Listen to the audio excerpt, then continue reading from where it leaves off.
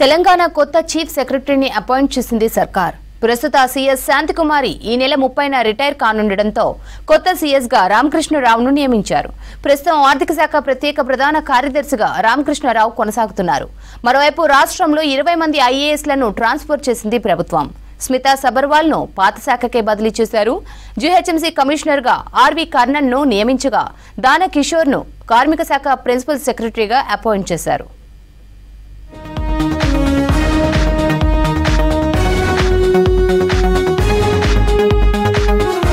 తెలంగాణ రాష్ట్ర కొత్త చీఫ్ సెక్రటరీగా కె రామకృష్ణరావును అపాయింట్ చేసింది రేవంత్ సర్కార్. ఈ మేరకు ఉత్తర్వులు జారీ చేసింది ప్రభుత్వం. ప్రస్తుత సీఎస్ శాంతికుమారి ఈ నెల 30న రిటైర్ కానుండటంతో కొత్త సీఎస్ ను ప్రకటించారు.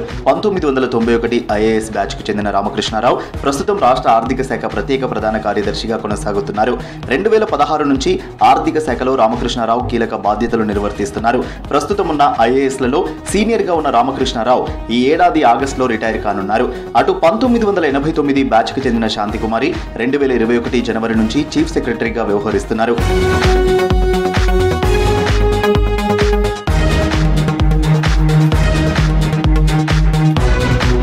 తెలంగాణలో భారీగా ఐఏఎస్ అధికారులను ట్రాన్స్ఫర్ చేసింది రేవంత్ సర్కార్. 20 మంది ఐఏఎస్లను బదిలీ చేసింది. ఐఏఎస్ అధికారిని స్మితా సబర్వాల్ ను పాత శాఖకే బదిలీ చేసింది. ప్రస్తుతం పర్యాటక శాఖ సెక్రటరీగా ఉన్న స్మితా సబర్వాల్ ను ఫైనాన్స్ కమిషన్ మెంబర్ సెక్రటరీగా నియమించింది. జీహెచ్ఎంసీ కమిషనర్ గా RV Karnan, industry investment cell సీఈఓగా జయేష్ రంజన్, కార్మిక శాఖ ప్రిన్సిపల్ సెక్రటరీగా దాన కిషోర్ ను అపాయింట్ చేసింది. జెన్కో సీఎండీగా ఎస్ హరీష్ ను నియమించింది. ఆరోగ్య కుటుంబ సంక్షేమ శాఖ డైరెక్టర్ గా సంగీత సత్యనారాయణ, రాష్ట్ర మానవ హక్కుల కమిషన్ సెక్రటరీగా నిఖిల అపాయింట్ అయ్యారు.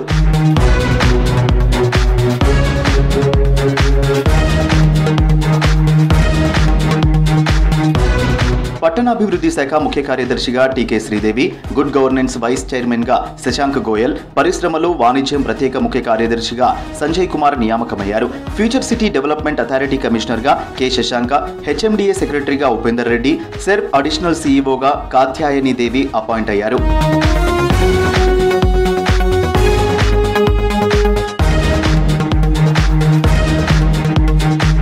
కొత్త సీఎస్ నియామకం, కీలక పోస్టుల్లో ఐఏఎస్ అధికారుల బదిలీలతో సంక్షేమ పథకాలను మరింత స్పీడప్ చేసేందుకు కసరత్తు చేస్తోంది సర్కార్.